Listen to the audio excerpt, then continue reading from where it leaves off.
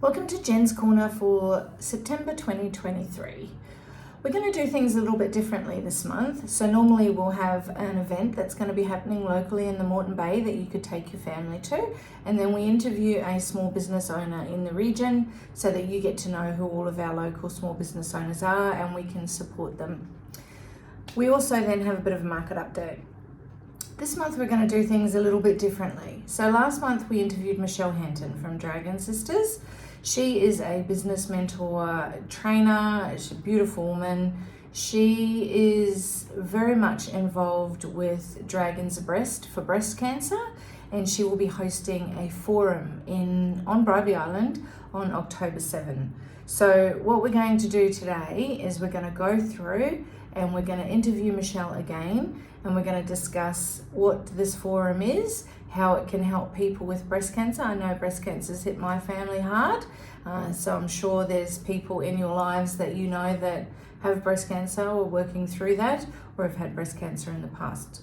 So very important breast cancer awareness month for October, so that's what we're focusing on for Jen's Corner today. So I'm going to run through some information on the forum and what it is, and then we'll have a chat to Michelle and she'll be able to fill us in and give us some more information about how you can register for that event.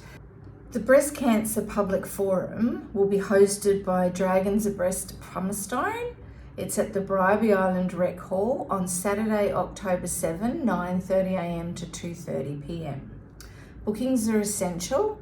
They will be having prosthetics and lingerie discussions. There'll be gallery singers. There'll be your opportunity to connect with others who are traveling with the journey with breast cancer. It is free, so make sure you book in, and then we're going to interview Michelle and find out a little bit more about the event. So how did the forum come about? It came about because I've been involved at the start of breast cancer advocacy, like way back when. So there was no NBCF, there was no BCNA, there were none of those things in those days. And they trained a whole bunch of advocates, the National Health and Medical Research Council. Okay. It was funded, it was government funded to train women to become advocates. And through that, a whole raft of things resulted to the services that we now have today.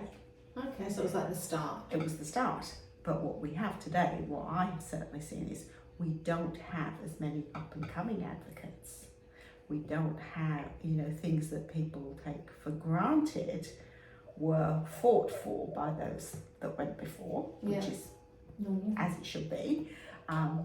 So to me personally, it was very much about, and like Dragons Abreast is 25 years old. The big anniversary celebration is this weekend in Penrith. So it became about, how do we get the message out to newly diagnosed women and to, one, that there is hope, that there are connections and everything else, so that's the positive side of it. And the other side of it is, if you want change to happen, if you want things to improve, there's been something in your treatment journey that's not been quite right, you speak about it, talk about it, let people, and if enough people have the same story and you actually collaborate together, that's how change happens. Gotcha. Yeah. That's the key. But and they're not doing as many of those things as they did in those early times, which we don't want to harp too much on about because times change. But they no longer seem to run these national training programs. They no longer really speak to the new women coming up, and a lot of us, like I'm probably one of the younger ones, because I was younger when I was diagnosed. There are others, a little bit younger than me, like that were diagnosed at 25. The Martin in Newcastle is one, but most of them, like myself too, we're all aging. Yeah. And I kind of go, my daughter was 3 when I was diagnosed. She's 29 now. So where are all those people? Where are those people? Because otherwise things are going to slip away. Yeah, they'll slip off the radar, because if you don't keep things in the public eye, they forget. they forget and they take away the funding. Yeah, They okay. take away the money. So it's just about It's about awareness.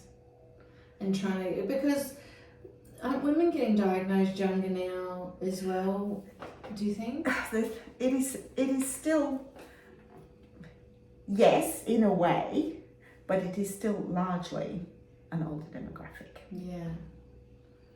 And then the older demographic is getting older, so how do you get the young ones in? So are you looking for advocates that have only had breast cancer, or No, anybody can come and listen, but Yeah. it is directed particularly at breast cancer. But that's Yeah. but a very wise man, a politician who was health minister at the time, said to me, you get a lot further when you work collaboratively, and I definitely believe in that. So so people putting things together. Yeah. Because everything, the breast cancer movement in the early days, the advocacy was based on the AIDS lobby in the US. All those lessons learned from there were transferred. So so it's interesting. So you've mentioned you've got some research. We've got a researcher Yeah. speaking. So that'll be interesting. It will be interesting. What does he? What sort of research does he focus on? Breast cancer, obviously. Breast cancer, metastatic.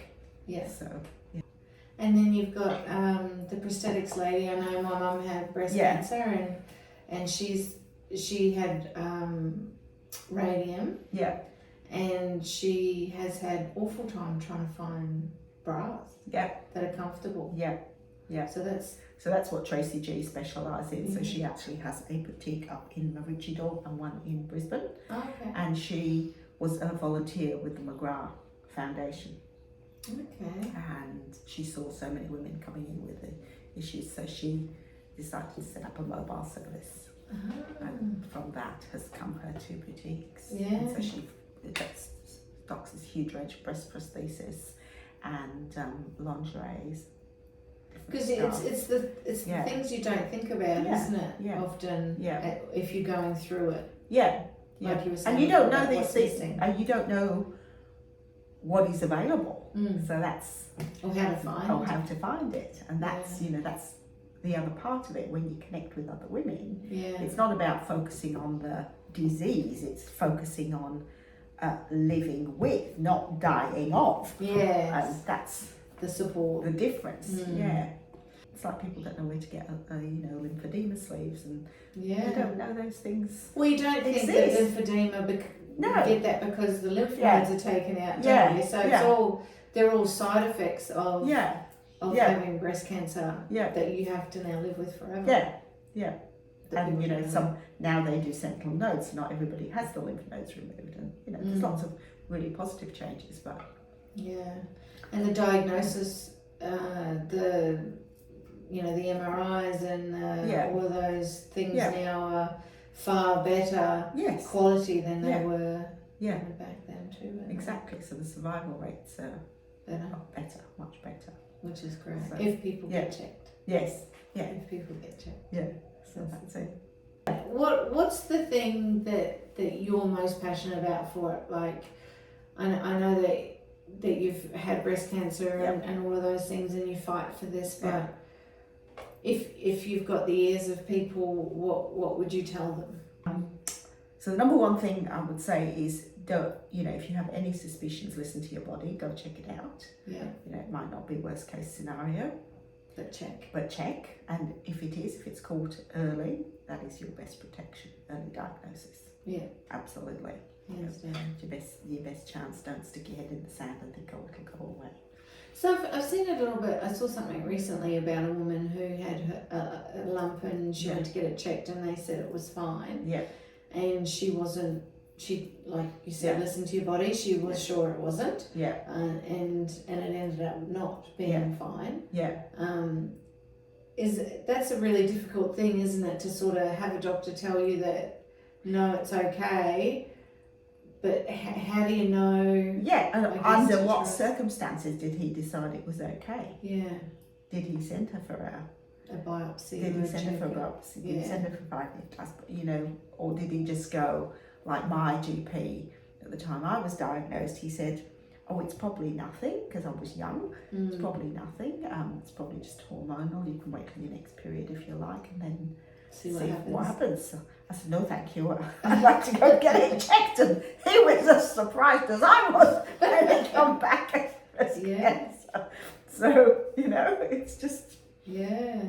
It's just, I guess, be your own advocate in a lot of ways with your health. Absolutely.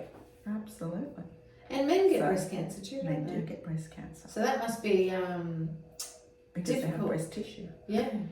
But difficult as a man in a female. Oh, yes, yes. And you hear stories of males being made to feel extremely uncomfortable when they're going for treatment, because people immediately, like the wife goes as the supporter, and they immediately assume that you're the patient, not him. And so those things, you know, they are changing. But so get checked, obviously, the main one. What about, do you have any advice for people, support people of people with breast cancer?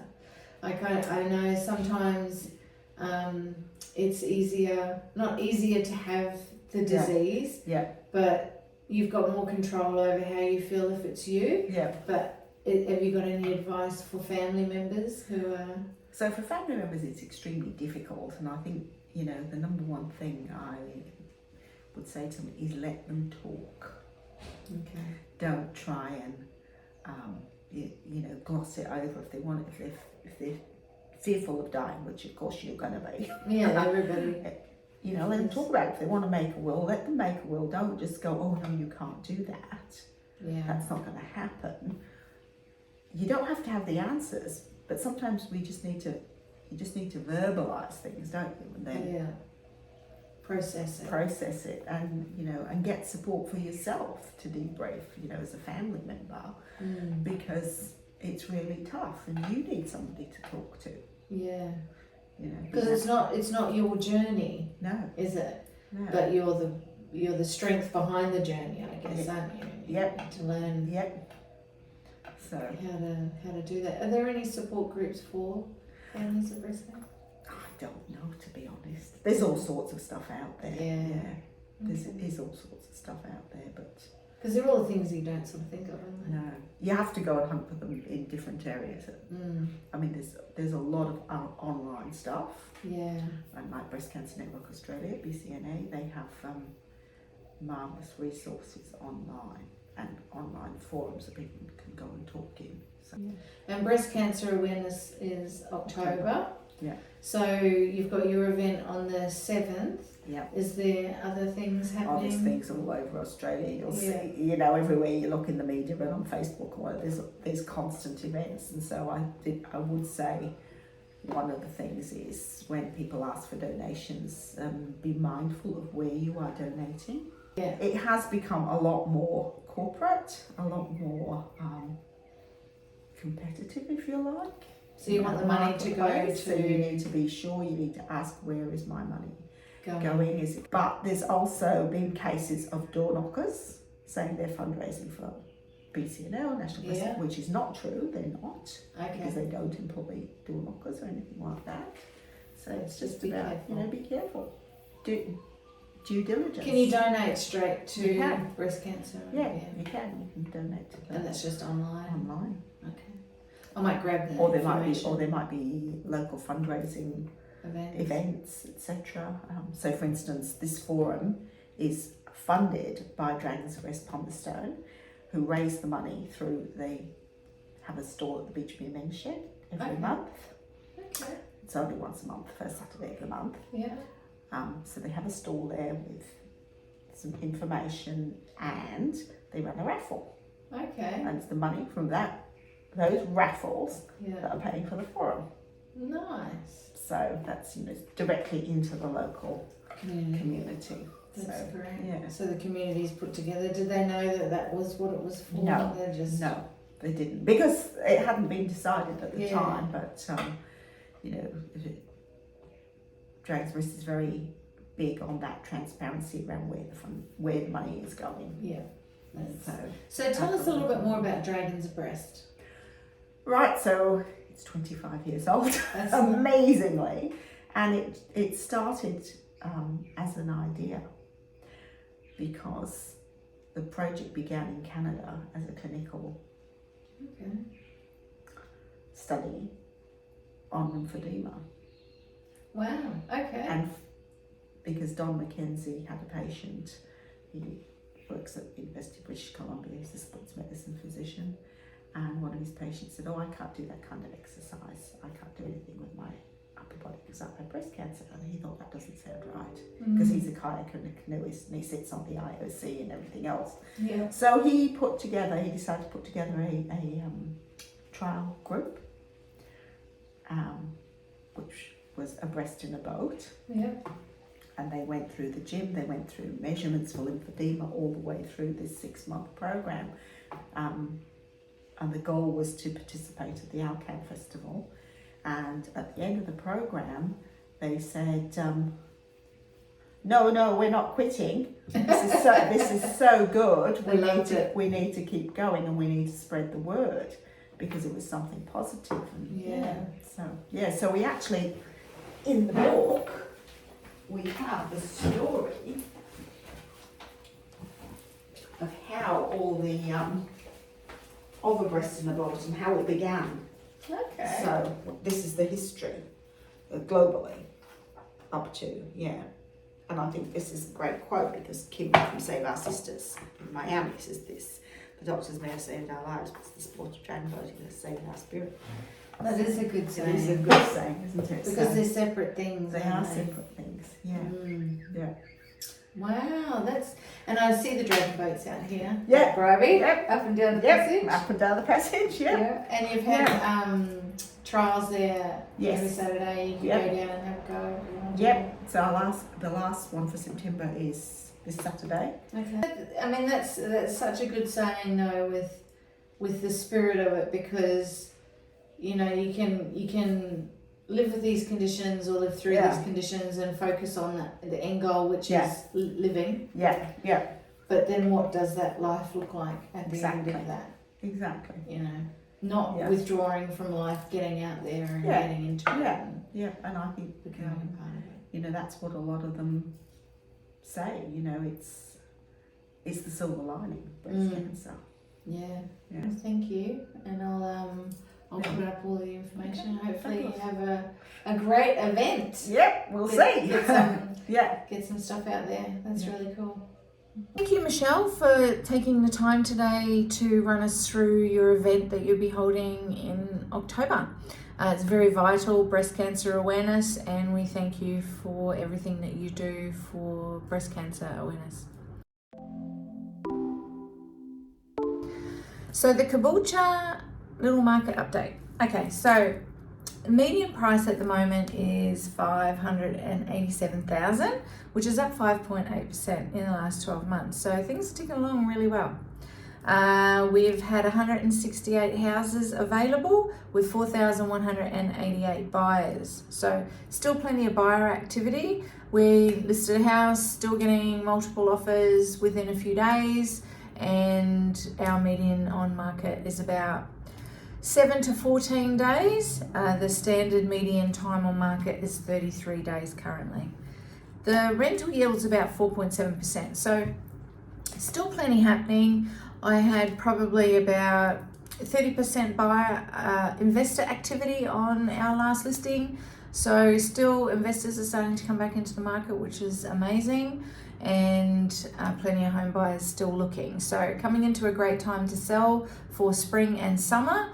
And if you're not sure about how to present your home for sale, we do have a 12-step guide that we would be happy to send you, and that will give you all the steps that you need to be able to prepare yourself and your home for market. If you have any questions about what else you can do to prepare your home, just reach out, and I'm totally happy to send that report through to you. It does have some really good information on there. And that is it for Jen's Corner for September. I hope you enjoyed listening to Michelle. She's a beautiful lady, and if you do have a small business and need help with, please reach out. Michelle is vital in helping keeping you on track, and also book in for the forum for breast cancer buy pins, support breast cancer awareness. Breast cancer's hit my family hard. I know a lot of people also who have suffered with breast cancer or have people currently suffering with breast cancer. So make sure that you support the cause, because it's amazing and it needs help. So that's a wrap for September 2023, and we will see you next month in October.